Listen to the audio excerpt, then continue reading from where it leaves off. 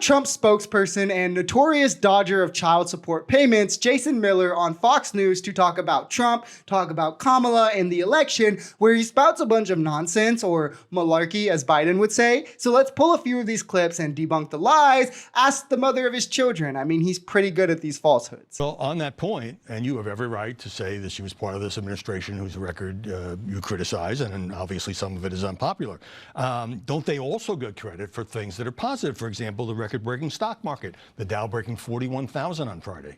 Well, that's simply because businesses think that President Trump is going to come back in, and so they're energized. Now, to be absolutely clear, this is outright delusion. The market has been climbing since Biden took office. It hit record highs over a year ago before the election was even close. It's been higher for longer under Biden than it ever was under Trump. So the idea they'd prefer Trump anyway is farce. And when it went down for about a week or so, Trump and those same Republicans were blaming it all on Biden. So when it's bad, it's Biden's fault. And when it's good, it's Trump who's causing it. That right there should give the game away to anyone with common sense. Back to one thing real quick here, Howie. When we talk about owning it, 2 months ago, Joe Biden stood on that debate stage with President Trump, and President Trump did great, knocked him out.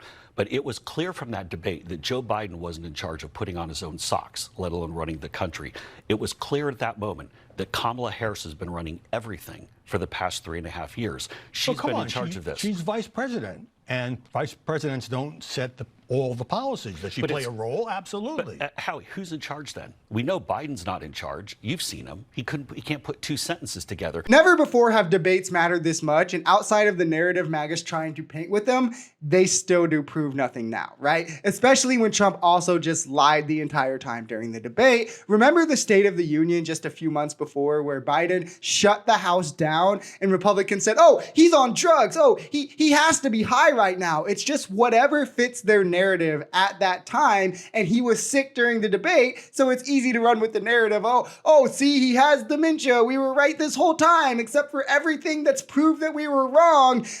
It's just he's on drugs. And I just want to also clarify, if you have dementia, by the way, you're not just magically able to read teleprompters perfectly. You're not going to be able to read anything. But then as soon as the teleprompter's gone, you just lose that ability. These people need to touch grass and meet someone with dementia. But anyway, Republicans and Democrats both have come out of meetings with Biden and had positive things to say. Biden gave an unscripted interview with ABC right after the debate that went perfectly fine. World leaders who have had meetings with Biden have had positive opinions on him. He's negotiated hostages to be returned, the biggest hostage deal since the Cold War, ones that Trump failed to save. He passed 7 major pieces of legislation, 2 bipartisanly with Republicans, but yeah, he had a cold and did poorly during the debate. So of course he can't handle being president. Let's just throw away the last 3.5 years. This is like a 12-year-old way to view politics, so juvenile, but it's what MAGA is seriously operating with, because again, to them, it's all blood sport and they will just root for their tribe regardless, and they just want them to destroy the other tribe. But let me let you in on a little secret. You can be bad at debating and still be a good president.